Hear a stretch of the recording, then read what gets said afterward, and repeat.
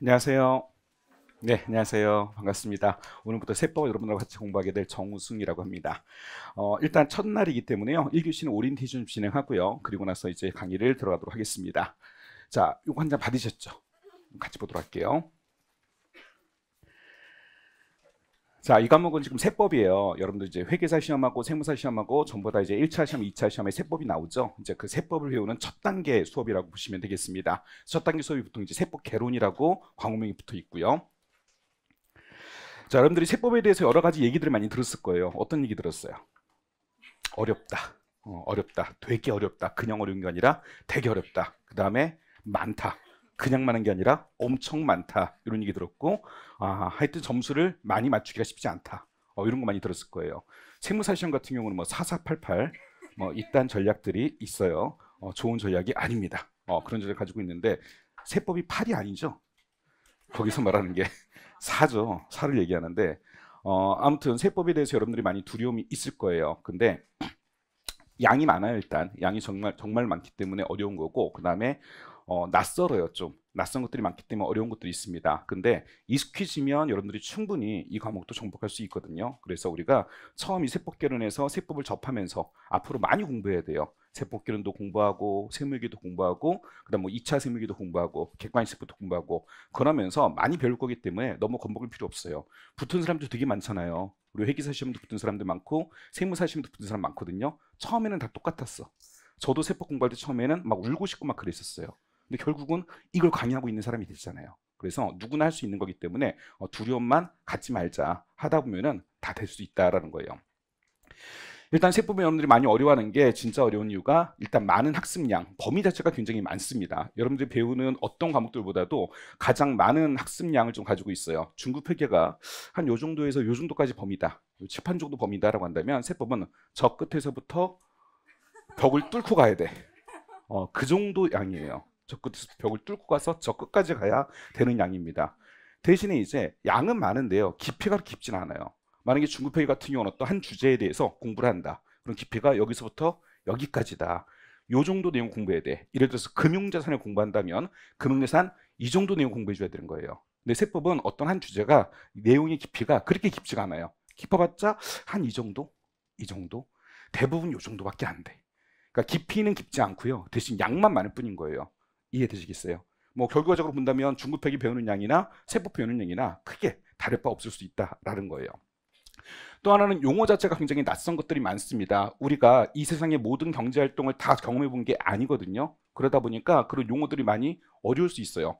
처음 배우는 용어이기 때문에 그 내용에 대한 세무상 처리 이런 거 배우는 것도 어려운 거예요. 그 용어 같은 거 이제 하나씩 하나씩 배워 나가면 되는 거고요.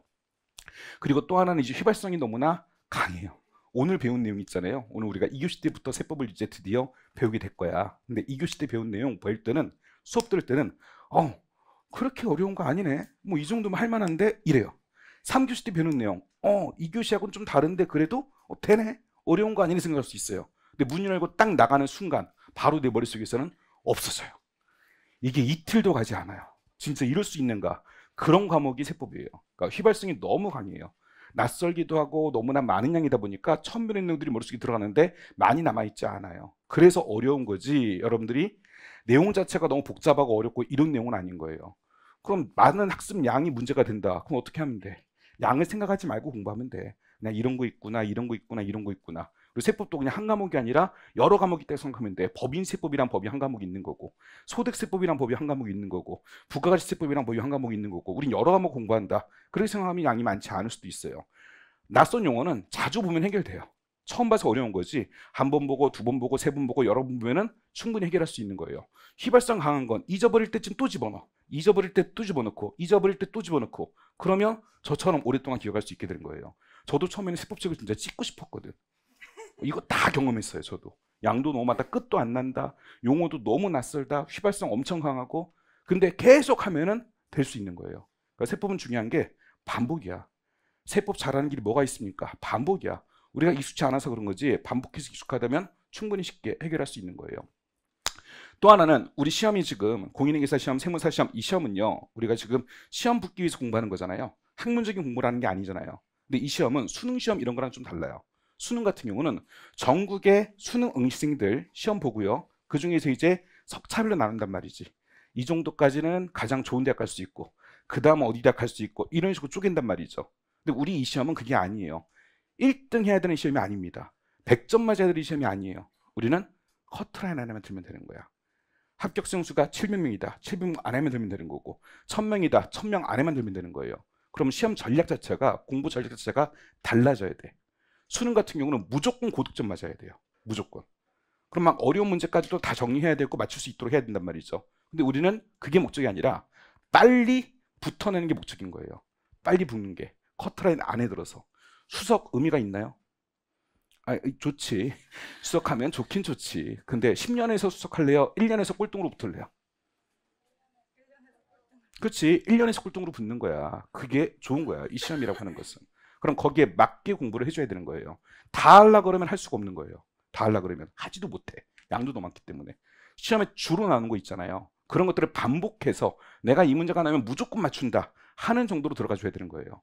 그래서 우리 시험 전략은 100점 맞아야 되는 시험이 아니라 커트라인을 넘어서 빨리 붙어야 되거든. 커트라인 넘어서 빨리. 뭐 10년에서 수석하는 거 이게 목적이 아니라 1년 내에 붙어버리는 게 목적이란 말이죠. 그럼 거기에 맞춰가지고 공부 범위도 설정을 해줘야 되는 거고 거기에 맞게 여러분들이 앞으로 학습도 어떻게 해야 되는지 학습 방법도 설정이 돼야 되는 거예요. 그래서 이 수업 같은 경우는 세법의 모든 내용을 다 가르치고 여러분 완벽하게 가르치고 못해 그거는. 다 가르치는 것도 불가능하고 여러분 머릿속에 전부 다 집어넣는 것도 불가능하고 제가 말로도 다 할 수가 없는 거예요. 그거는 우리 목적에 맞지 않는 거고 우리는 빨리 시험에 붙는 게 목적이니까 여러분 머릿속에 필수적으로 들어갈 내용들 그 내용들을 집어넣고 다른 과목도 또 들어가야 되잖아. 그래서 그런 식으로 정리를 해나가게 될 겁니다. 수업은요 제가 사중구조 수업을 할 건데요. 일단 제일 먼저 우리가 세법을 하나도 모르니까 세법 내용이 뭔지 이런 조세지도가 뭔지 그런 이론 내용부터 먼저 학습을 할 거예요. 그래서 제일 먼저 하는 게 이론학습 배워야 될 거잖아요. 그래서 이론학습인데 워크북 가지고 정리할 겁니다. 어차피 여러분들이 워크북이라는 이 교재 가지고 2차 때까지도 전부 다 이 하나의 교재 가지고 단권화 좀 시켜야 되거든요. 그래서 세법 개론 때도 워크북, 세무회계 때도 워크북, 객관세법도 워크북, 나중에 2차 때도 워크북, 그리고 요즘 붙어서도 워크북. 붙어서도 세법 해야 되잖아. 그래서 이 워크북은 그냥 기본적으로 여기다 모든 세법 내용을 우리가 배우는 내용을 정리한다라고 보시면 되겠습니다. 그래서 워크북 내용 가지고 조세 제도라든가 법률 조문 같은 거 전부 다 학습을 하게 될 거예요. 근데 조문 같은 거 이제 보시면 법조문이잖아요. 굉장히 딱딱하잖아요. 여러분들이 많이 어려워할 수 있습니다. 그래서 제가 강의를 드릴 때는 그냥 뭐 읽고 이거 외우세요 이런 식으로 설명드리지 않고요. 최대한 그 내용들을 이해를 시켜 드릴 거예요. 법에는 전부 다 취지가 있습니다. 만들어진 입법 배경이 있고요. 만들어진 취지가 있습니다. 그런 취지를 중심으로 여러분들이 좀 덜 외우도록 여러분들이 막 이것저것 그냥 뭐 검정거 글씨 하나하나 글자 따가지고 외우고 이렇게 안 하시더라도 자동적으로 기억될 수 있도록 입법 취지 중심으로 좀 논리적으로 설명을 드릴 거예요. 법 만들어진 배경 같은 걸 이용해 가지고 설명을 좀 드릴 거고요. 그 다음 양이 너무나 많다 보니까 결국은 정리를 해줘야 돼. 내 머릿속에 체계적이고 구조화된 정리가 필요합니다. 그래서 그런 정리까지 제가 수업 시간에 같이 좀 해드릴 거예요. 그리고 양이 너무나 많다 보니까 다 다룰 수가 없다고 있습니다. 시험에 안 나오는 거 그런 거 볼 필요가 없는 거잖아요. 시험에 주로 나오는 거 위주로 반복해서 학습을 해줘야 돼. 그래서 시험 출제 경향, 최근의 출제에 맞춰가지고 학습 범위 설정해 드릴 거고요. 그 다음에 중요도 같은 것도 체크해 드릴 거예요. 학습 범위란 건 뭐냐면 처음 공부하다 보면은 이게 단계적인 학습이 필요해요. 단계적인 학습이. 지금 처음 배우시는 분들이 이해해야 될 부분이 이 정도까지. 그 다음 과정에서 또 추가로 학습해야 될 부분이 이 정도. 그 다음 과정에 학습해야 될 부분이 이 정도예요. 더 쉽게 얘기하면 여러분들 세법개론 공부하고 나서 이제 심화세무회계라는 걸 공부해 줘야 돼요. 심화세무회계. 그거 끝나고 나면 객관시세법이라는 커리큘럼을 타줘야 돼요.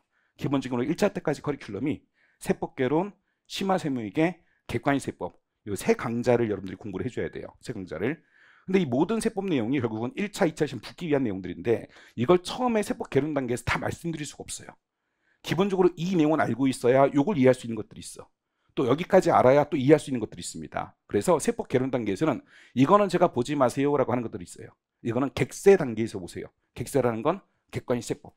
이건 세무회계 단계에서 보세요. 나중에 심화세무회계라든가 2차 세무회계 여기서 보라는 거예요. 그런 내용들을 전부 다 정리를 해드릴 거예요. 이거는 지금 보면 여러분들이 봐봤자 이해도 안 되는 거, 단순 암기해야 되는 것들 그런 것들이 있습니다. 그런 것들은 뭐 객세 단계라든가 세무회계 단계 이런 데서 말씀드린 거였어요. 그런 것들은 아예 지금은 보실 필요가 없어. 그래서 그런 것들을 학습 범위를 설정은 제가 강의하면서 전부 다 해드릴 거고요. 그 다음에 주로 시험에 나오는 것들, 이건 무슨 일이 있어도 맞춰야 된다라는 것들이 있잖아요. 그런 것들 전부 다 제가 체크해드리면서 강의를 좀 드릴 겁니다. 그래서 이론 내용을 이렇게 워크북 중심으로 설명을 한 다음에 이론만 가지고는 세법 내용을 완벽히 이해하지 못하는 것들이 있습니다. 그래서 또 우리 시험 문제가 이론형 문제만 나오는 게 아니잖아요. 세무사 시험이, 회계사 시험이 전부 다 계산형도 출제가 되고 있거든. 한 6대4 정도 비율로 이론형 1차 시험에 이론형 문제, 말장난 문제가 한 60%, 그 다음에 계산형 문제가 한 40%예요. 근데 이제 계산형 문제가 주로 나오는 게 법인세, 소득세, 부가가치세 이런 세금인데, 이런 세금들은 결국은 이론하고 계산형 문제 비중 보면 반 정도 돼요. 이론이 반 정도고 그 다음에 계산이 반 정도고, 계산형 문제도 맞춰야 되기 때문에 문제풀이까지 같이 해줘야 돼요. 그래서 두 번째 할 일이 이제 우리 교재에다가 시험에 주로 나오는, 최근 시험에 나오는 예제들을 전부 다 수록해 놨습니다. 그래서 관련 이론 내용 학습한 다음에 그 예제를 통해서 문제풀이법을 전부 다 숙지를 할 거예요. 세법은 좀 특이한 게 다른 과목들과 달리 이론을 배웠어. 이론을 배운 다음에 문제를 이제 풀라고 하잖아요. 안 풀려. 이론을 배웠는데 문제가 안 풀려. 회계 같은 경우는 관련 내용을 공부했어. 그리고 관련 예제를 풀어. 그럼 이런 거네. 이해되는 것들이 있어요. 세법은 안 돼. 수학 공부할 때도 여러분들이 고등학교 때 수학 이론 내용 공부했어. 관련 그 밑에 유제 풀면 어떻게 푸는지 알겠어. 된단 말이지. 수학도 되고 회계도 되는데 세법은 안 돼. 이론은 이런데 문제 어떻게 풀어? 몰라. 대부분 연결이 안 돼요. 그래서 문제풀이하기는 되게 힘들어하고 시험장에서도 계산형 문제를 많이 포기하게 된단 말이지. 근데 2차 같은 경우는 100%가 계산형 문제거든. 결국 풀어낼 수 있어야 돼. 그래서 예제 부분도 그냥 하나의 이론이라고 생각하셔야 돼요. 이건 진짜 이론만 있는 이론. 이것도 우리가 정리해야 되는 이론이라고 생각하셔야 돼요. 그리고 문제마다 각각의 풀이법도 전부 다 있습니다. 그래서 처음부터 끝까지 여러분들 1차 때부터 2차 때까지 일관된 방법으로 풀이할 수 있도록 그 풀이법도 전부 다 제가 전수를 해드릴 거예요. 그래서 각 문제마다, 가장 중요한 문제마다 이 문제 푸는 방법까지, 선생님이 문제 풀 때 뭐부터 읽는구나, 문제 풀이할 때 어떤 이론 내용을 떠올려가지고 문제 푸는구나, 이런 것들을 다 학습하셔야 돼. 같이 따라서 푸는 거예요. 그래서 그런 문제까지 풀이할 거고, 기본적인 문제 푸는 게 이제 두 번째. 근데 이거 하나 문제 풀어가지고 만약에 기부금이라는 내용을 공부했어. 기부금 한 문제 풀어가지고 이게 내 거가 되지 않아. 그래서 책이 뒤에 보시면 연습 문제가 실려 있습니다. 그 연습 문제에서 우리가 예제에서 배웠던 내용들을 확실하게 또 내 걸로 만들기 위해서 몇 문제를 더 연습을 할 거예요. 보통은 연습 문제 풀이 같은 거는 여러분들 뭐 숙제를 내주거나 스스로 알아서 풀어보세요. 이렇게 하고 강의 시간 넘어가는 경우 많은데 같이 풀어보니까 효과가 훨씬 좋습니다. 그래서 세 번째로 연습 문제도, 주요 연습 문제, 여러분 필요한 연습 문제는 같이 정리를 할 거예요. 그래서 이론 내용 정리하고 예제 문제 풀이하고 연습 문제 풀이까지도 같이 하게 될 거고, 그리고 이제 하루가 끝나, 보통 한 주제에 대해서 끝나면 하루가 이제 끝나게 될 거예요. 그리고 그 다음날 되면 다 까먹고 와. 그래서 그 다음날 수업할 때 다시 한번 리뷰를 또 할 거예요. 리마인더를 할 겁니다. 그래서 수업 전에, 다음 시간 수업하기 전에 한 5분 정도, 10분 정도 그 전날 배웠던 내용들을 다시 한번 또 정리를 할 거예요. 얘는 하는 이유가 반복하기 위해서. 배웠던 거 나갈 때쯤 또 집어넣고 또 집어넣고 하기 위해서 리마인더까지 하게 될 겁니다. 그래서 사중 구조로 수업을 좀 진행을 할 거예요. 물론 이제 이론만 있는 부분도 있고 예제나 연습 문제 풀이가 없는 부분들이 있습니다. 근데 대부분이 있을 건데, 없는 것들은 이론하고 뭐 수업이 끝나기도 할 거고, 관련 예제가 있으면 예제 풀고 문제 풀고 요 순서로 좀 진행을 하게 될 거예요. 여러분들이 할 건 뭐겠어요? 제가 수업을 이렇게 진행하면 복습이야. 복습은 어떻게 해주면 될까? 복습하는 방법이 따로 있진 않아. 복습을 가장 잘하는 방법은 수업 시간에 선생님이 했던 걸 똑같이 따라서 하는 거예요. 똑같이 선생님이 설명했던 내용 책에 있잖아요. 그럼 그 내용들을 똑같이 따라서 읽고, 관련 예제 풀이하는 방법 숙지하시고, 연습 문제 같이 풀어주시고, 그리고 그 다음날 리마인더는 제가 해드린 거니까 여기까지 여러분들이 똑같이 수업 시간에 했던 내용을 따라서만 하시면 되는 거예요. 다른 거 할 거 없어. 그대로 동일하게. 제가 좀 이따 공부 어떻게 하는지 뒷장에 설명을 좀 드릴 거고요. 강의 교재는 세법 강의 교재하고 세법 워크북 교재 두 가지 이용할 건데, 세법 강의 교재가 빨간색 책, 이 책입니다. 이게 이제 원래 주교재예요. 주교재고 여기에 모든 내용이 좀 들어가 있어요. 이론도 제가 강의 시간에 설명드린 내용까지 다 정리해서 들어가 있고 설명이 돼 있고, 그다음 예제, 연습 문제까지 들어가 있고요. 요거를 이제 요약해 놓은 책이 세법 워크북. 요거 여러분들이 이제 머릿속에 꼭 집어야 되는 내용들, 그런 내용들만 여기다가 좀 정리해 놓고 해놓은 거고, 여러분들이 따로 서브노트 같은 거 만들지 마시고요. 서브노트 만들려 그러면 세법은 불가능해. 할 수는 있어. 근데 만들게 되면 세법 워크북을 그냥 따라 쓰는 거야. 책 한 권 따라 쓰는 것밖에 안 돼요. 그래서 지금 단계 세법 워크북 같은 이런 서브노트 같은 거 따로 만들 생각하지 마시고 여기다가 모든 내용을 정리한다고 생각하시면 되겠습니다. 요걸 여러분 머릿속에 전부 다 기억을 좀 해두셔야 되는 거예요. 세법은 서브노트 만드는 게 의미가 없는 게 쓰면서 정리하고 뭐 하는 것도 좋아요. 근데 따로 종이에다 쓰지 마시고 머릿속에 정리하는 거야. 머릿속에. 따로 정리해 놓으면 이거를 나중에 이것만 반복해서 보겠다. 불가능해. 그 다음 과정에서 또 추가시켜야 될 게 있고 그 다음 과정에서 또 추가시킬 게 있어요. 근데 여기는 다 들어가 있어. 이게 지금 세법 처음 배우신 분들부터 2차 유해승들까지 전부 다 보는 교재거든요. 그래서 2차 때까지 필요한 내용들이 다 들어가 있어요. 그래서 여러분들이 그거를 따로 정리하지 마시고 여기다 정리했으니까 그걸 보시고, 또 세법은 매년 개정이 되거든요. 매년 개정이 되는데 여러분들이 따로 어떤 서브노트 같은 거 만들잖아요. 그럼 그걸 여러분들이 개정을 해야 되는데 개정할 수가 없지. 그러니까 그거는 뭐 1년밖에 쓸 수 없는 자료가 되는 거예요. 그래서 그런 수고를 들이지 마시고 대신에 그때 책을 한 번을 더 보는 거예요. 그 시간에. 다른 거 뭐 작성할 시간에 한 번 더 보고 또 한 번 더 보고 많이 봐서 머릿속에 익혀두는 게 더 나은 학습 방법이 됩니다.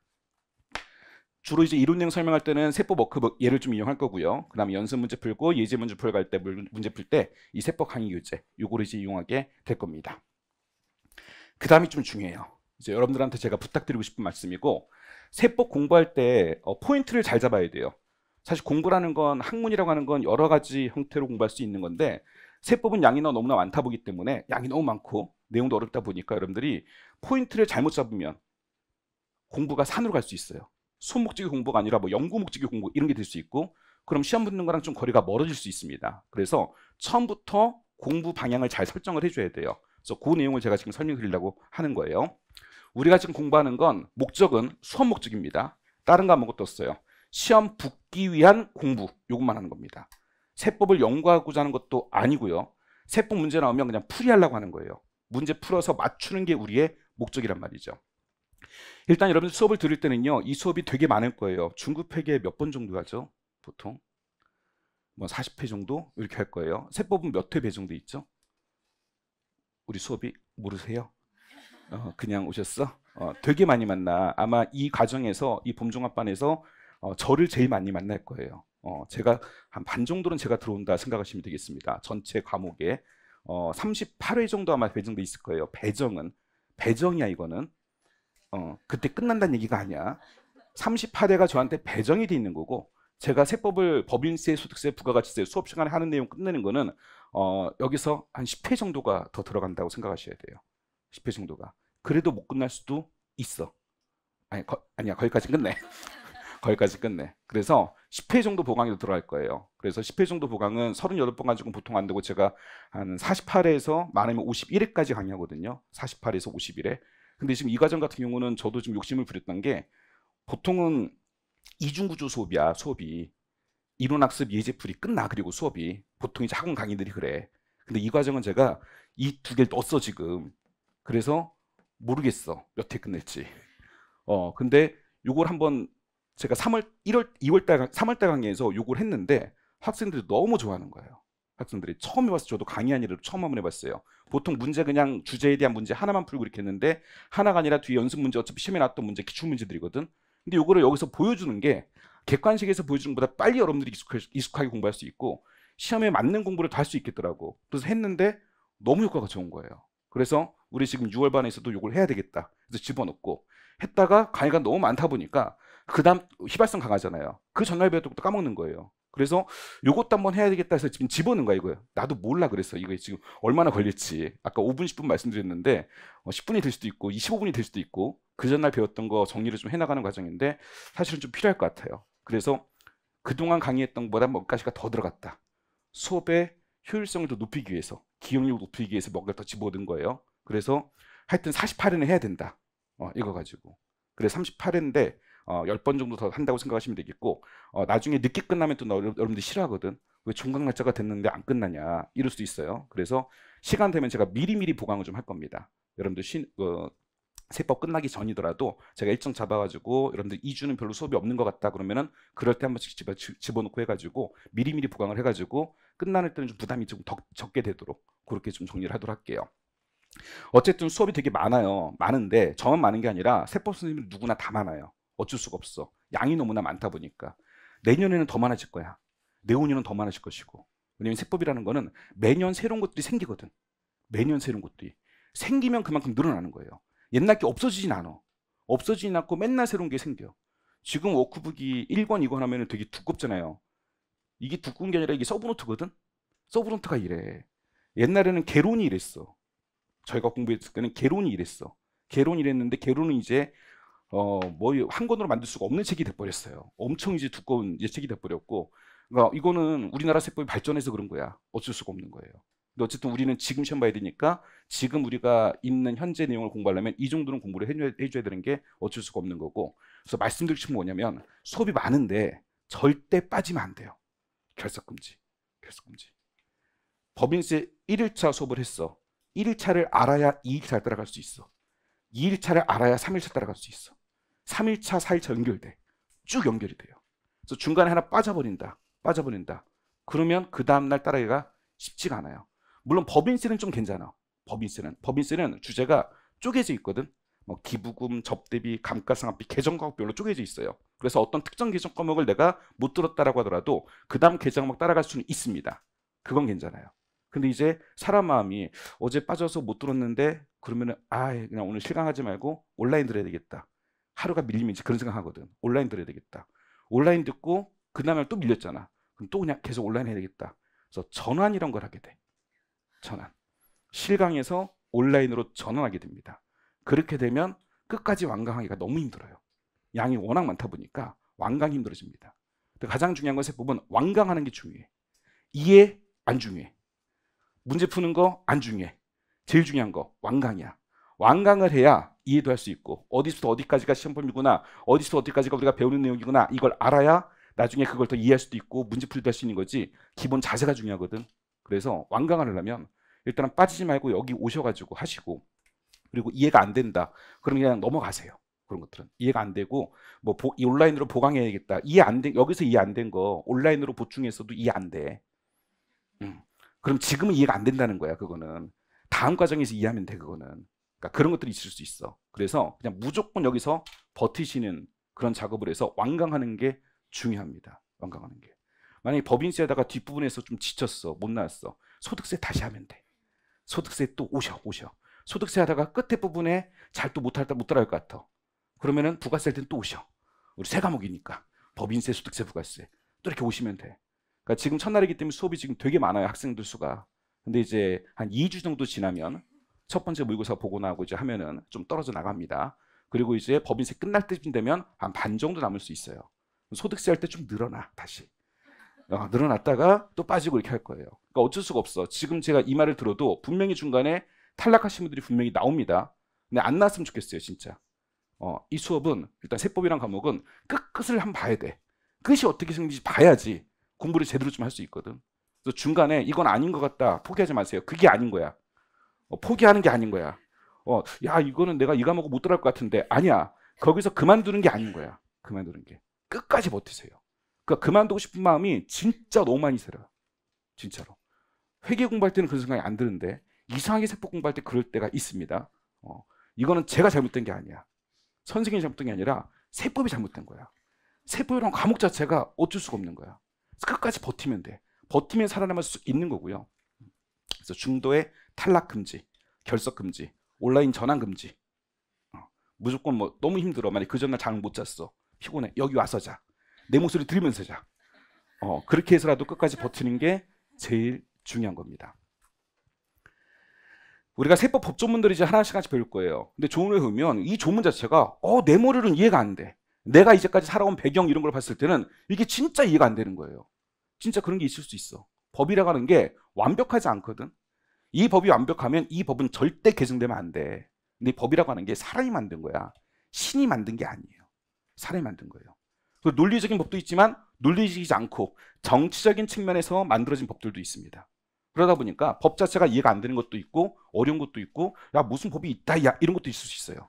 근데 우리는 중요한 게 법을 지금 판단하는 공부라는 게 아니에요. 이 법이 잘못됐으니까 어떻게 바꿔야 된다 이게 아니야. 우린 뭐냐면 현행 법, 현행 세법에 이런 내용들이 있는데 이 내용 맞는지 틀리는지 물어볼게. 맞출 수 있어? 시험 문제 이렇게 나오는 거예요. 법조문이 이렇게 써져 있는데 뭐뭐는 없다 이렇게 써져 있어. 이걸 시험 문제에서 뭐뭐는 있다라고 바꿔낸 거야. 이거 잘못된 문장인지 알아 몰라? 이거 묻는 거거든. 그러니까 시험 문제는 현행법에 있는 내용이 그대로 시험에 나오는 거예요. 그럼 우리는 이게 맞냐 틀리냐만 보면 되는 거예요. 계산형 문제는 현행법에 따라서 이 문제 답을 구해낼 수 있어? 이렇게 묻는 거예요. 그럼 우리는 현행법에 따라 풀어내는 게만 하면 돼. 이해되시겠어요? 그럼 우리는 현행법을 숙지하는 게 우리의 목적인 거예요. 더 쉽게 교과서 내용을 그냥 숙지하는 게 우리의 목적인 거예요. 교과서 내용에 대해서 어떤 비판을 가한다든가 법조문 내용에 대해서 이건 잘못된 법이야, 문제가 있는 법이야, 이런 거 생각 자체도 하지 말아야 되는 거야. 그걸 생각하게 되면 한도 끝도 없어요. 지금 우리가 살아온 배경, 살아온 그 시간을 봤을 때는 세법 내용이 이해가 안 됩니다. 당연히. 그런 것들이 많아요. 그동안 과거에서부터 수많은 사람들이 만들어 온 법인데 우리가 지금 뭐 20년, 30년, 40년 산 거 가지고 이걸 다 이해하는 게 쉽지가 않거든. 경험 안 해봤던 것도 너무나 많기 때문에. 그래서 이게 이해가 안 될 수도 있어요. 안 됐을 때 이건 잘못된 거야, 어떻게든 이걸 해결해내야 돼, 이거는 바꿔야 돼. 그럼 국회로 가셔야 돼. 국회의원이 되셔야 돼. 그 생각하지 말고요. 그 시간에 이거를 어떻게 머릿속에 기억하지? 이걸 공부해야 되는 거예요. 공부 시간은 제한돼 있어요. 공부 시간은. 그럼 이 시간에 엄한 공부를 하면 안 돼. 엄한 공부. 시험 맞추는 공부를 해야 되는 거예요.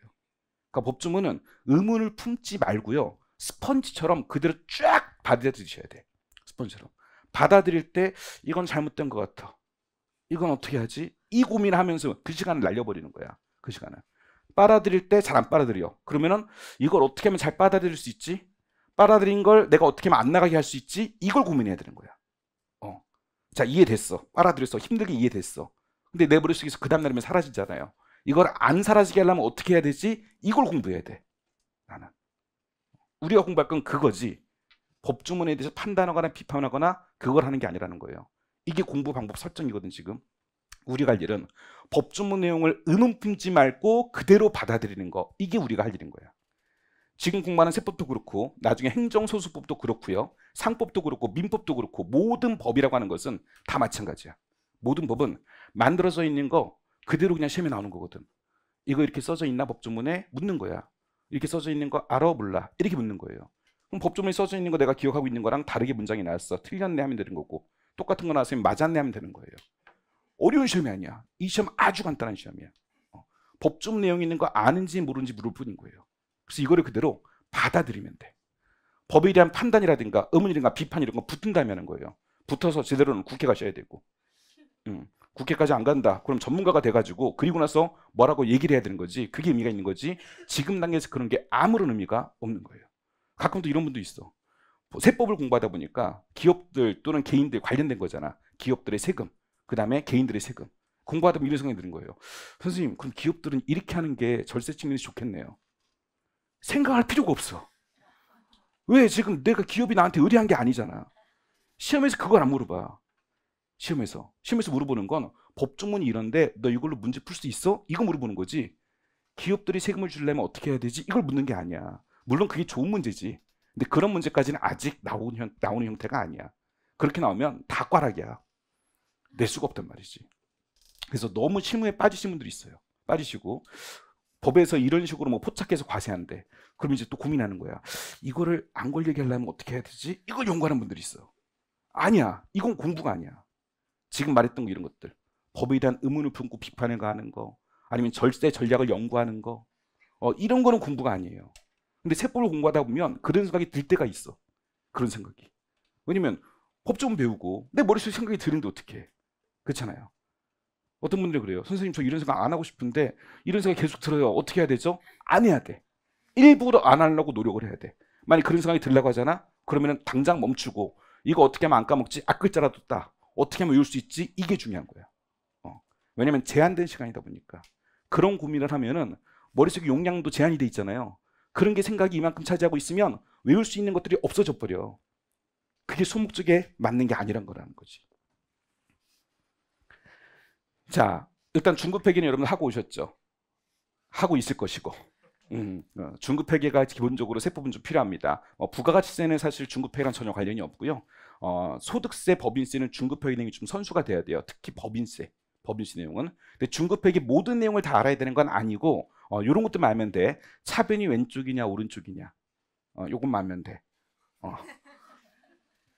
이건 돼 안 돼? 이건 할 수 있지. 자산이 뭐다, 부채가 뭐다, 자본이 뭐다, 이런 거 알 수 있으면 돼. 자본금은 자본이다. 이익여금도 자본이다. 유용자산은 자산이다. 차입금은 부채다. 이 정도만 알 수 있으면 돼. 그것만 하면 충분히 따라갈 수 있고, 많은 부분 이제 우리 법인세라는 건 세무 조정 이런 걸 해야 돼요. 나중에 배울 건데, 그런 걸 하면 기업들의 붕괴, 기업들이 붕괴를 어떻게 하는지, 회사들이 붕괴 어떻게 하는지 요걸 좀 알고 있어야 돼요. 그걸 이해하기 위해서 회계 내용이 좀 필요한 거고, 뭐 아주 디테일한 내용까지 몰라도 좋습니다. 여러분, 뭐 리스가 뭐 어떻게 되고, 뭐 자본의 구분이 어떻게 되고, 다 구분 알아야 되겠다. 근데 뭐 구체적인 그런 내용까지 몰라도 좋습니다. 가장 기본적인 내용, 어떻게 보면 중급회계까지 안 가도 좋고, 회계 원리 정도? 그 정도는 좀 알고 있는 게 우리 법인세 이해하는 데 도움이 되고요. 법인세 이해를 해야 소득세를 이해할 수 있거든. 그러니까 회계가 선행, 그 다음 법인세, 그 다음 소득세, 이렇게 연결이 돼. 그래서 회계부터 일단 기본적으로 들어가야 되는 거고, 우리 수업은 법인세를 그 다음 할 거고, 법인세부터 할 거고, 그 다음 소득세 할 거고, 그 다음 회계랑 전혀 관련 있는 부가가치세, 이건 쉽거든. 요거는 제일 마지막에 그렇게 정리를 좀 할 거예요. 복습 순서는요, 수업 시간에 다룬 내용대로 공부하는 거예요. 제일 먼저 제가 이론을 정리할 거기 때문에 복습할 때도 이론부터 정리하고, 수업 시간에 풀이한 문제 있어요. 그것만 푸는 거야. 수업 시간 풀이한 문제. 제가 수업 시간 풀이하지 않은 문제가 책에 있을 수 있어요. 그건 아예 보지도 마세요. 욕심낼 필요도 없어요. 선생님, 저는 내년에 무조건 붙어야 돼요. 그러니까 보지 마. 내년에 붙으려면 그걸 다 봐서 붙는 게 아니라 보라는 것만 지금 확실하게 정리하는 게 중요한 거예요. 전체 내용을 한 번 보는 것보다, 제가 중요한 내용이라고 했던 내용 있죠. 이걸 두 번 보는 게 더 중요한 거예요. 그렇기 때문에 다른 거 푸실 필요 없고요. 제가 안 푸는 문제는 다 이유가 있어서 안 푸는 거예요. 지금 별로 필요가 없는 거, 지금 이해할 수 없는 거, 그런 건 제가 안 푸는 거예요. 그래서 수업 시간에 풀이한 것만 보시면 되고, 이론도 수업 시간에 다른 것만 보는 거예요. 제가 수업 시간에 다루지 않은 이론 부분들이 있습니다. 그럼 궁금해. 책엔 써져 있으니까. 이게 뭔가? 읽어. 근데 읽으면 이해가 안 돼. 그래서 읽지 말라는 거야. 의미가 없어. 예를 들어서 지금은 보면 안 되고, 객관세법 단계 가야 그나마 이해할 수 있는 거, 세무회계 단계 가야지만 이해할 수 있는 거, 이런 것도 있단 말이지. 여러분, 초등학교 1학년 학생들한테 더하기 빼기 가르쳐야 되는데 그 학생한테 미분 가르치면 의미가 있겠어요? 이해하는 애가 없단 말이지. 그거를 이해할 수가 없어. 그러니까 지금도 마찬가지야. 우리는 지금 초등학교 1학년이야. 어떻게 보면 컸다고 생각하면 안 돼. 세법에 대해서는 지금 완전히 초등학교 학생들이란 말이죠. 그럼 거기에 맞게 공부를 해나가서 우리가 지금 대학생 수준까지 만들어내야 돼. 거기까지 올라갈 수 있는 거란 말이지. 그래서 지금 우리가 그 다음 단계 내용을 보실 필요는 없어요. 그래서 제가 수업 시간에 이 책에도 구분은 돼 있어요. 뭐 세부상 이런 식으로. 세부상 같은 건 제가 책 한 권 보시겠지만 그게 아닌 이상은 아예 볼 필요가 없고, 챕터 뒤에 뭐 퍼더 스터디 이런 것도 있습니다. 뭘 더 공부해? 할 필요가 없어. 퍼더 하지 마. 퍼더 스터디 하지 마. 그러니까 지금은 그런 거 하실 필요가 없는 거예요. 아예 읽지 마세요. 그런 것들은. 그건 나중에 2차 때 봐야 될 내용도 있거든. 그러니까 그렇게 보시면 되겠고, 수업 시간에 한 것만 하는 거야. 수업 시간 안 한 거 하지 말고, 문제도 수업 시간에 한 것만 하는 거야. 안 한 건 하지 않는 거예요. 복습 방법은요, 다른 거 할 거 없고 수업 시간에 한 내용 그대로 따라서 정리하고 내 머릿속에 입력시켜 놓는 거예요. 그대로 따라서 정리하고 기억하고, 딱 이것만. 여기서 더 나가실 필요가 없어요. 확장하실 필요도 없어. 제도에 대한 평가를 한다든가, 법을 만드신다든가, 절사전략을 고민한다든가, 풀이법을 응용한다든가, 선생님 이런 방법 알려줬어. 선생님, 저는 근데 이 방식보다 이게 더 나은 것 같은데요. 그러지 마. 여러분들이 지금 만드는 방법들은요, 초등학교 1학년이 만든 방법이야. 그죠? 근데 저는 대학 수능 시험까지 다 볼 수 있는 사람들이 풀 수 있는 그런 풀이법을 알려드린 거예요. 그러니까 2차 때까지 풀 수 있는 방법까지 다 알려드리는 거예요. 그래서 그냥 믿고 가시면 돼. 믿고 가시면 되고, 내 지금 머리에서 난 이게 더 나은 것 같아. 안 나, 절대. 절대 안 나. 만들지 마세요. 그 시간에 그냥 이걸 익히는 거야. 연습하는 거예요. 학습 범위 확장해서도 안 되고, 수업 시간에 다루지 않은 것 학습해서도 안 돼요. 시간을 줄이셔야 돼. 이런 시간에 우리가 배운 걸 한 번 더 공부하는 게 학습입니다. 우리가 해야 되는 건 수업 시간에 배운 거 그대로 따라서만 기억하면 되는 거고요. 여러분들, 시험장 가서 그대로 그냥 기억해내서 이걸 풀어내는 거예요. 그럼 우리가 해야 될 거는 수업 시간에 배운 거 정리, 그 다음 기억을 해야 돼. 여기까지만 해서도 안 돼. 이걸 내 머릿속에 기억해놔야 돼. 기억해놔야 돼요. 선생님, 어차피 그 다음날이면 까먹는데 그럼 그냥 정리까지만 하면 안 될까요? 기억을 해놔야 그 다음에 또 집어넣을 수 있어. 또 집어넣을 수 있어요. 그럼 어떻게 하면 머릿속에 기억할 수 있을까? 지금 정리할 때는 들어가서 이제 오늘 배운 거 복습을 했어. 선생님 한 대로 똑같이 따라서 읽고 했어. 이해가 되는 것 같아. 이해만 되는 걸로 내 머릿속에 들어갈까? 아니에요. 계속 머릿속에 넣는 연습을 하셔야 돼. 넣는 연습을. 뭐 이런 거라도 해야지. 그래서 수업을 했어. 배웠어. 끝나고 나서 자습실에서 복습을 했어요. 혹은 독서실에 복습을 했어요. 자, 다 이해되고 끝냈지, 복습까지. 근데 이걸 다시 한번 집어넣으려면 수시로 생각하셔야 돼. 집에 가는 이제 하굣길이다. 집에 하교래. 집에 이제 간다. 그럼 이제 지하철을 타고 가든 버스를 타고 가든 걸어서 가든 집에 갈 거 아니에요. 가면서 오늘 배웠던 게 뭐지? 생각하는 거예요. 오늘 배웠던 게. 오늘 배웠던 게 세무중과 소득세본이지. 1번 세무주라는 개념이 뭐였지? 세무중에 유형이 있었는데 유형이 뭐가 있었지? 첫 번째 입금산입, 승무산입 이런 게 있었지. 두 번째 뭐가 있었지? 안 떠올라. 그러면 그때 한번 책을 또 한번 보는 거야. 워크북 들고 다니기 딱 좋잖아. 얇잖아. 들고 다니는 거 항상 들고 다니다가 머릿속에 생각하는 거지. 오늘 배운 걸 쭉 한번 정리해 놓는 거예요. 정리. 오늘 배운 거를 순서대로. 하다가 기억이 나면 좋은 거고 기억이 안 나면 그때 한번 펼쳐보면 돼. 이거 있지. 왜 기억 못했지? 다시 접어. 또 기억하는 거야. 또 기억하는 거야. 그리고 한 번 더 복습을 한 거예요. 그 다음 오잖아. 내가 또 해줘. 리마인더. 그럼 또 한 번 정리하는 거야. 그럼 벌써 이틀만 해도 3번을 지금 보는 거 아니야. 4번을 보는 거지. 수업 시간에 한번 보고 돌아가서 독서실 복습할 때 한번 받고 집에 가면서 한번 받고 그 다음날 또 한번 받고. 그죠? 이런 식으로 해서 계속 집어넣어놔야 돼. 이런 식으로 해서. 그러니까 단순히 그냥 읽고 자동적으로 들어가지 않아요. 세상에 어떤 사람이 책을 한번 읽었다고 머릿속에 자동으로 들어가겠어? 들어가요? 안 들어가죠. 가수 좋아하시는 분 있어요? 18번 어떻게 되세요? 예? 김범수? 김범수를? 가능해요? 팬 말고 노래 따라 부르는 걸로.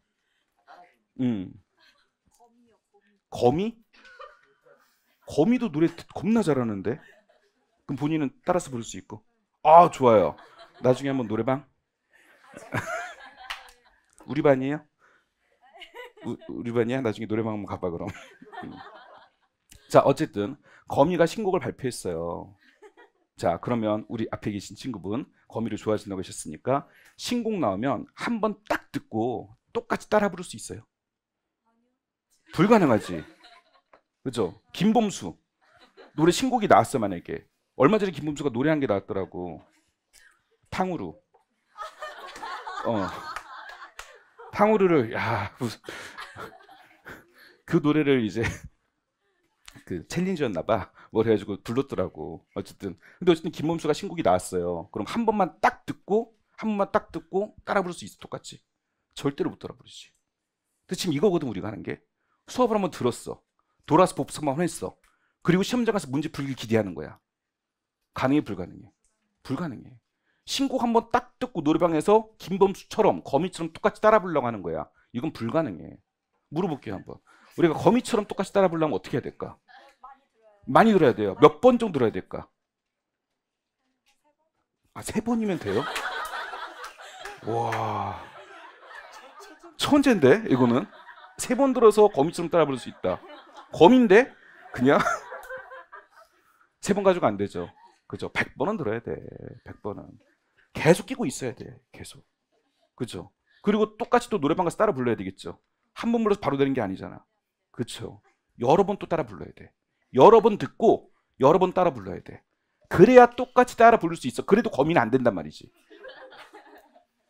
그렇잖아. 근데 우리가 지금 그거거든. 여러분들이 뭐가 되냐면 정우승이 돼야 되는 거야. 시험장 갈 때는. 저처럼 문제 풀이할 수 있어야 된다는 거야. 그래도 저처럼 안 되지. 저도 시험 문제 풀면 100점 못 맞아요. 저도. 시험 시간이 너무 부족하고 하기 때문에 문제도 특이한 문제도 나오기도 하고. 저도 100점 못 맞을 수 있어. 근데 저는 붙는 점수는 맞출 수 있어. 여러분들도 붙는 점수를 맞춰야 되는 거야. 그럼 절대 한 번 봐가지고는 되는 게 아니라는 거지. 여러 번 책을 봐야 돼. 배웠던 내용을 여러 번 봐야 돼. 여러 번. 그리고 여러 번 풀어봐야 돼. 그 문제를. 한 번 풀어서도 안 되는 거예요. 노래방하고 똑같은 거야. 여러 번 해봐야 돼. 그래야지 풀 수 있는 거예요. 진짜 잘못된 생각에 선생님 어떻게 공부해야 돼요? 어떤 분들도 있냐면 온라인 수업 듣는 분들 중에 1강부터 제가 50번 정도 수업한다 그러면 50강까지 강의로는 150개 정도 될 거예요. 140개, 150개. 이거 그냥 처음부터 끝까지 들어. 복습을 안 하고. 들어요. 듣고 공부 다 했대. 아니야. 이거는 제가 쉬워하는 걸 본 거예요. 제가 여기서 말한 걸 그냥 본 거예요. 그거 가지고는 절대 시험에서 풀 수가 없어요. 그리고 1강부터 150강까지를 그냥 쭉 듣는다? 그리고 복습하려고 그러는데 그러면 140강까지는 벌써 다 잊어버렸어. 복습이 안 돼. 들어왔다 그대로 빠져나가요. 들어왔을 때 내 걸로 만들어야 돼. 여기서. 노트에서 만드는 게 아니라 머리에 기억을 해야 돼. 머리에. 머리 기억을 해야 시험 장에서 풀 수 있는 거예요. 그러니까 세법 워크북 책 자체를 머릿속에 기억해놔야 돼. 아, 워크북이 이쪽 페이지에 뭐가 있었지, 한 장 넘기면 여기에 뭐가 있었지, 한 장 넘기면 여기에 뭐가 있었지, 사진 찍듯이 그대로 책 내용을 내 머릿속에 기억해놔야 돼요. 자주 봐서. 그럼 시험장 가서 오픈북이야. 맞잖아. 내 머릿속에 워크북 다 입력해놨는데, 야, 대순수난 문제 나한테 챕터 12 넘겨. 챕터 10에 이쪽 페이지 대순사에 있었어. 보고 푸는 거예요. 그게 공부야. 그게 공부. 이 공부는. 한 번 봐가지고는 절대 되지 않아요. 그래서 정리를 하시고 나서요, 어떻게 하면 머릿속에 기억할까? 이거를 생각하셔야 돼. 제가 오늘 좋은 방법 중에 하나 알려드렸어요. 시간 많이 안 내고 돌아갈 때, 집에 가실 때 오늘 내가 배웠던 게 뭐지? 머릿속에 생각하는 거예요. 이것도 끄집어낼 때 여러 방법들이 있어. 저는 중간 제목 같은 걸 많이 외웠어요. 책을 쓰시는 분들은요, 책을 쓸 때는 법좀 만드시는 분도 마찬가지야. 다 순서대로 써. 의미가 있어. 순서가 전부 다. 맨 처음에 개념 나왔어, 그 다음 유형이 나왔어, 그 다음 뭐가 나오고 다 순서가 있단 말이지. 그래서 그 순서를 떠올리면서 내용을 거기다 집어넣는 거예요. 전부 다. 그래서 그걸 떠올리시면서 오늘 배웠던 내용이 뭐다라는 걸 기억해내시면 되는 거고. 이해되시겠어요? 이런 작업들을 계속 반복해서 하다 보면 되는 거예요. 누적학습 이런 거 있잖아. 그럼 그 다음날이야. 그 다음날 집에 갈 때는 어제 배웠던 것부터 해가지고 오늘 배운 것까지 다 생각해보는 거지 한번. 그럼 또 한번 복습하는 거잖아. 그다음 토요일날 정도야. 토요일날 정도면 집에 이제 강의가 토요일날 있나 없나 우리? 아, 토요일날 강의 있어요? 아, 보강. 아, 그래요. 그럼 보강 끝나고 또 가면서 그럼 일주일치 한번 해보는 거지. 내가 배웠던 거 머릿속에서 쭉 한번. 그런 식으로 해서 여러 번 반복하는 거예요. 제가 지금 쓰라고 안 했지. 그죠? 머릿속에 떠올리는 거야. 그것만 해도 기억을 계속 집어넣을 수 있는 방법들이 되는 거예요. 그래서 그렇게 여러분들이 좀 했으면 좋겠고요. 고민해야 될 건 진짜 어떻게 하면 잘 기억할 것인가 요거예요. 우리는 시험은요, 어렵지 않아요. 절대 어렵지 않아요. 현재 법조문 그대로 잘 기억하고 있는지 평가하는 시험이에요. 세법 시험은. 수학 문제처럼 뭐 여러 가지 응용된 걸 내는 거 절대 이러지 않아요. 우리 이 시험은.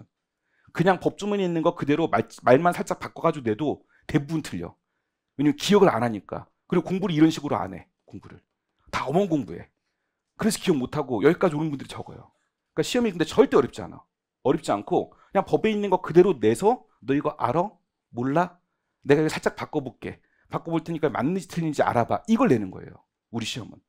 법조문 그대로 잘 기억하고 있는지 평가하는 거고, 책에 있는 문제도 똑같이 나오거든. 시험 문제가. 해봤자 응용해봤자 약간 응용하는 거야. 거의 대부분 기출문제 그대로 시험에 나옵니다. 물론 아주 특이한 문제가 나올 때도 있어. 근데 그런 건 틀려도 돼. 그건 나만 틀리는 게 아니라 다 틀려. 변별력이 있어요 없어요? 없는 거야. 시험 문제가 뭐냐면 가장 기본적인 문제 나왔을 때 실수 안 하고 맞추는 거, 이게 붙는 거야. 기본적인 문제들을 실수 안 하고 맞추는 것만 해도 60점 70점 나올 수 있는 거거든. 무슨 말인지 이해돼요? 그래서 책에 있는 문제만, 우리가 이런 시간에 배웠던 내용들만, 그냥 그것만 그대로 따라서 기억할 수 있는지, 따라서 풀 수 있는지, 이것만 하면 되는 거야. 그러니까 어려운 게 아니야. 여러분 응용하라고 절대 안 내. 응용하라고. 이게 만약에 이렇게 바뀌면 어떻게 될 건가요? 그런 거 생각해보세요. 절대 이런 거 안 내. 이런 조문인데 기업들한테 뭐가 제일 좋을까? 이런 것도 안 내. 그냥 조문 그대로 내는 거예요. 그럼 어떻게 하면 되겠어? 조문 그대로 계속 보면 되는 거야. 문제도 풀었던 문제만 계속 반복해서만 풀면 되는 거예요. 세상에 이거보다 쉬운 시험이 어디 있어? 쉬워 보여, 어려워 보여? 어려워 보여? 아니 왜? 다 얘기해 줬는데 왜? 이거 뭐가 어려워? 여기서 잠깐만 껐다야. 여기서 뭐가 어려울까? 자, 수업 시간 한 내용 그대로 따라서 정리하는 거, 그대로 기억하는 거. 수업 시간 풀이한 문제만 그대로 그냥 똑같이 풀어. 선생님이 이렇게 풀었대. 그럼 똑같이 다 풀어. 심지어 이렇게. 제가 문제를 읽을 때 뭐부터 읽는지 보세요. 뭐부터 읽는지. 그럼 여러분들 들어와서 문제 읽을 때 똑같이 그거부터 읽는 거야 그냥. 제가 맨 처음에 보통 문제 맨 위에 있는 거 읽고, 그 다음 요구사항 읽고, 그 다음 자료 읽고 이렇게 들어가거든. 그럼 똑같이 그걸 따라서 하는 거야 그냥. 그냥 따라만 하면 돼. 뭐가 어려워 근데. 어느 부분이야? 정리야, 기억이야, 따라서 하는 거야. 기억. 너는 잘하잖아. 3번만 들으면 아는데. 넌 할 수 있어. 화이팅! 할 수 있어. 기억도 처음에는 어려운데요. 맞아요. 근데 그 훈련을 자꾸 해보세요. 자꾸 해보세요. 머릿속에 들라고. 정리를 따로 노트에 하는 게 아니야. 노트에 정리하는 건 노트가 기억하는 거지 내가 기억하는 게 아니야. 맞잖아요. 내 손이 기억하고 내 머리가 기억해야 돼. 그 훈련을 하셔야 되는 거예요. 수업 시간에 그럼 4시간이야 보통. 4시간이면 쉬는 시간 빼면 뭐 3시간 10분 정도 될 거란 말이지. 그러면은 이제 3시간 10분 20분이면 복습 시간도 그 정도 나와야 돼. 그 정도는. 만약에 그렇게 3시간 반 정도 수업을 했어 만약에 쉬는 시간 빼고 그럼 복습 시간도 그 정도 나와야 되는데 선생님 저는 10분이면 복습 끝냈어요. 이건 복습 안 한 거야. 10분이면 그냥 넘겨도 10분이겠다. 그건 아니야. 선생님 저는 1시간이면 되던데요. 그럴 수도 있어. 1시간 만에 끝난 사람이 있을 수 있어요. 뭐 예전에 세법을 이미 한번 공부했다던가 아니면 이해도가 굉장히 빠르다던가 그럴 수 있어요. 사람마다 다를 수 있어요. 그러니까 여기서 편차는 있을 수 있습니다만 이건 제가 기본적인 말씀드린 거예요. 수업을 4시간 제가 말로 했잖아. 그럼 여러분들이 복습할 때도 그 말을 기억하고 하려면 그 정도 시간은 걸린단 말이지. 그러니까 만약에 복습 시간 선생님 좀 너무나 많이 걸려요. 4시간 정도 걸려요. 문제 없는 거야. 제대로 하고 있는 거야. 그 정도 걸릴 수 있는 거예요. 선생님 저는 6시간 걸리는 것 같아요. 그럴 수 있어. 이해도에 따라 다를 수 있기 때문에. 근데 그렇게 걸리더라도 해내면 되는 거예요. 이해되시겠죠? 뭐 10분, 20분 아니 이상 뭐 1시간도 될 수 있고 하시겠지만 사람마다 좀 다르지만 어쨌든 시간은 좀 걸릴 수 있다 복습할 때. 근데 걸리더라도 우리가 하기로 했으니까 해내야 되는 거고. 복습 시기는요. 그날 수업 배웠으면 당일 복습이에요. 이거는 무조건이야. 당일 복습. 오늘 수업 배운 게 뭐죠? 오늘 오전 수업 배운 게 중급회계. 중급회계에서 어떤 내용? 기억을 못해. 한 번 봐서 그래. 2번 보면 돼. 3번 보면 되잖아 우리. 그치? 중급회계 지금 1권 끝났나요? 1권은 끝났고 2권 들어가고 있어요? 그럼 뭐 전환사치 이런 거 하고 있나? 전환 아니고 응?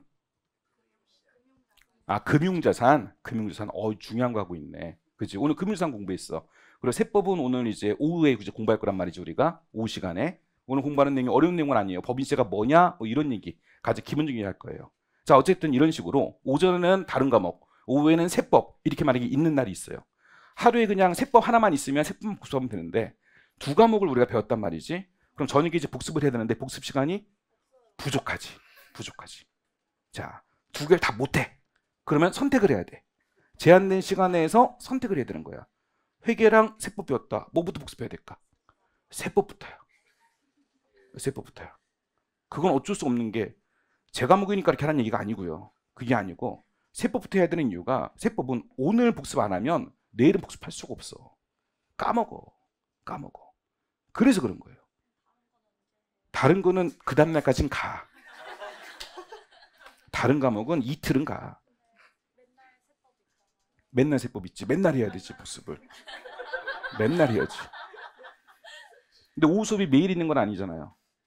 그죠? 오후 수업 매일 있는 건 아니지. 보통 이틀하고 뭐 하루 있다든가 뭐 하루 오후 수업하고 그 다음날은 빈다든가. 그죠?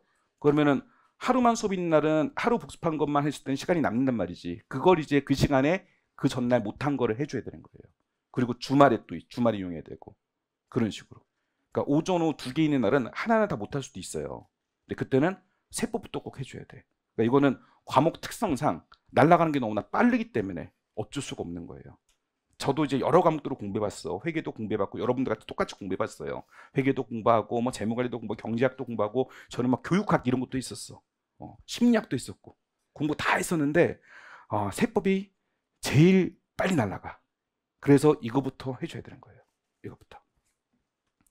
복습 단위는요. 하루 수업 단위로 하셔야 돼. 아까처럼 그냥 풀 강의 다 듣고 나중에 복습하려고 그런다. 이건 복습이 안 돼. 그거는.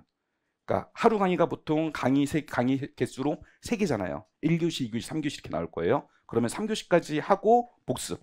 그러니까 하루 하고 복습. 하루 강의하고 복습 이런 식으로. 몰아서 하시면은 이미 앞에 거 다 까먹었기 때문에 할 수가 없는 거예요. 마인드입니다. 중간중간 이제 하다 보면은 이해가 제대로 안 되는 부분도 있어요. 사실 좀 어려운 부분도 있습니다. 그러니까 법 자체가 법이 사람들이 그냥 약속을 정한 것도 있어. 실제로 이게 아닌데도 법적 효력을 발생시키기 위해서 약속을 정한 게 있어요. 이게 앞만 봐도 이해가 안 되는 것도 있습니다. 그 다음에 정리가 잘 안 되는 것도 있어요. 몇 번을 계속 봐도 까먹는 것들이 있어요. 당연히 그래. 복습도 잘 못하는 경우도 있어요. 만약에 오전 오후 수업이 계속 있었다. 그래서 세법도 다 못할 때가 있을 수 있어요. 그럴 수 있거든. 그런 날들이 분명히 옵니다. 모든 날들이 내가 원하는 대로 복습이 되고 모든 날들이 내가 원하는 대로 이해가 다 되고 완벽한 날은 절대 매일 있지 않아요. 안 되는 날이 분명히 있고요. 세법 공부할 때 특히나 더 그렇습니다. 그래도 그냥 그러려니 하고 넘어가세요. 그러려니 하고. 완벽하지 않은 부분이 있어도 이건 당연한 거야. 언제 완벽해지냐? 나중에. 심화 과정 할 때 완벽히 될 수도 있고 객관식 할 때 완벽히 될 수도 있고 1차 시험 끝나야 알 수 있는 것도 있고 2차 합격해 할 수 있는 것도 있어. 제가 2차 붙었을 때는 모든 세법 내용을 다 알고 붙었을까요? 아니야. 이 시험 100점 맞는 시험 아니라고 있잖아요. 그죠? 제가 정리 안 한 것도 있어요. 제가 정리 못했던 부분도 있어요. 아무리 나와도 절대 문제 못 맞춘 것도 있었어요. 그게 안 나와서 내가 붙은 거야. 그게 안 나와서. 또는 그거 틀려도 붙을 수 있는 거야. 왜냐면 100점 맞는 시험이 아니다 보니까. 완벽할 수가 없어요. 실무하면서 또 강의하면서 알아둔 것도 있어. 시험 붙을 때 2차생이라도 모든 거 완벽한 게 아니란 말이죠. 하물며 우리가 지금 처음 공부하는데 절대 완벽할 수 없단 말이지. 그래서 하시다가 이해가 안 되는 부분이 있고요. 정리가 잘 안 될 수도 있고요. 복습이 미진할 수도 있습니다. 그래도 중요한 건 끝까지 버티는 게 중요해요. 저기서부터 저 끝까지 가봐야 이게 세법이구나. 이걸 알 수 있고 수업 목적을 어떻게 공부해야 되겠구나. 이걸 알 수 있거든. 끝까지 버티자. 그리고 절대 우린 연구 목적의 세법 수업이 아닙니다. 여기 지금 대학원 아니에요. 여러분 학위 논문 써야 되는 거 아니고 뭔가 새로운 창의적인 걸 만들어내야 되는 거 아닙니다. 절대 법조문을 가지고 연구하지 마세요. 이게 가장 중요하거든. 공부하는 여러분 마인드가. 이 하다 보면 막 연구를 하셔. 연구. 선생님 이거 어떻게 될까요? 이렇게 바뀌면 어떻게 될까요? 그럼 왜 회사들은 이렇게 할까요? 이런 것들이 있어. 하지 마. 그 붙은 다음에 해도 늦지 않아요. 시험 붙은 다음에. 지금은 시간이 제한돼 있거든. 내년에 붙어야 되잖아. 내년에. 내후년에 붙을 거 아니잖아. 그 다음 년에 붙을 거 아니잖아요. 내년에 붙으려면 제한된 시간에 우리는 완전히 수업 목적에 오리엔트 돼야 돼. 거기에만 집중이 돼야 되는 거예요. 그냥 배운 거 기억하고 그 문제 푸는 거. 요것만 딱 해주면 되는 거예요. 연구하지 말자. 수업 목적 예습법이다. 수업 목적 예습법은 예습도 필요 없어 사실은. 예습을 뭘 알아야 예습을 하지. 그렇잖아요. 복습인데 복습을 여러 번 하는 거야. 배운 거 그날 가서 여러 번 복습하시고 집에 가면서 다시 한번 또 리마인딩하면서 복습하시고 그 다음날 제가 또 복습해 드릴 거고 그런 식으로 계속 복습이야. 복습의 새로운 행동들을 기억해 나가는 게 우리가 할 일이 되는 겁니다. 그리고 이제 하다 보면은 이제 저하고 이제 잘 맞는 분도 있고 강의가 저랑 잘 안 맞는 분도 있을 거예요. 말투도 그렇고 강의 스타일도 그렇고 최대한 맞추려고 노력은 하고 있는데 제가 모든 사람을 다 만족시킬 수는 없잖아요. 그렇죠? 다 공부하는 방향도 다를 것이고 그래서 근데 웬만큼은 믿어도 돼. 웬만큼은. 그러니까 수험계에서 이 정도까지 버텼으면 그래도 많은 학교생들 배출했고 했으면은 믿어도 되는 거거든. 그러니까 중간에 제가 마음에 안 들 수도 있어요. 그리고 제가 말하는 게 왜 그렇지? 왜 이해가 안 되지? 왜 나는 이해가 안 되지? 그게 제가 잘못될 수도 있고 받아들이는 사람이 잘못될 수 있는데 그거보다는 법 자체가 이상한 거야. 그래서 제도 자체가 그래서 이해 못하는 게 대부분이야. 세법 개론 단계에서는. 그래서 그냥 무조건 선생님 믿고 가세요. 만약 여기서 저랑 하다가 중간에 아닌 것 같아. 물론 그럴 수도 있습니다. 아닌 것 같아. 다른 걸로 바꿔. 그럼 다시 또 시작하셔야 돼. 그 시간이 또 날아가는 거야. 그 시간이. 그럼 그 하다 보면 바꿨어. 하다 보면 이 사람도 마음에 안 들어. 그럼 또 바꿔. 바꿔다 보면 이 세상에 들을 사람이 없어. 그래서 일단 처음부터 끝까지는 가셔야 돼. 처음부터 끝까지는. 가시는 게 중요해요. 그러니까 믿고 가셔야 돼. 그러니까 효과가 좋으려면 선생님, 여러분, 선생님이 일단 좋아야 돼. 저 선생님 괜찮다. 이게 돼야 돼. 그래야 끝까지 공부도 할 수 있어. 그러니까 믿고 그냥 가달라라는 거예요. 믿고 가달라. 그러니까 제가 여러분들한테 뭐 엄청나게 안 좋게 떨어뜨리려고 학원에 계속 오게 해야 되겠다. 뭐 이런 거 아니거든. 어떤 선생님도 마찬가지일 거예요. 그래서 믿고 가셔야지만 저도 효과가 클 수 있고요. 저도 여러분들의 눈빛을 볼 거예요. 강의할 때마다. 벽 보고 강의하는 거 아니고 하늘 보고 하는 건 아니고 여러분 눈빛을 볼 거예요. 눈빛 보고 그 눈빛하고 계속 좀 마주칠 거예요. 물론 저 끝까지 제가 눈이 안 좋아서 다 맞먹을 수도 있습니다. 근데 하여튼 가능하면 여러분들 눈을 계속 마주치면서 이해가 되고 있는지 어떻게 되고 있는지 확인하면서 강의를 들을 거기 때문에 여러분들도 믿고 가줬으면 좋겠어요. 그래야 효과가 더 극대화될 수 있어. 어쨌든 수업 듣는데 기분도 좋아야 더 공부도 잘할 수 있는 거잖아. 그래서 선생님 무조건 믿어주세요. 믿자가 아니라 믿어주세요. 그리고 제가 하라는 대로만 그대로 따라서 해주세요. 여러분들보다는 그래도 시험에는 더 적합한 사람이잖아. 어떻게 하면 붙는지는 아는 사람이잖아. 여러분들한테 다 붙을 수 있는 걸 알려드릴 테니까 그대로만 따라만 해주시면 되고요. 그리고 믿어도 된다. 이 바닥에서 이 정도 강의했으면 믿어도는 되는 사람이다. 라고 좀 받으시면 좋겠어요. 진도 일정은요.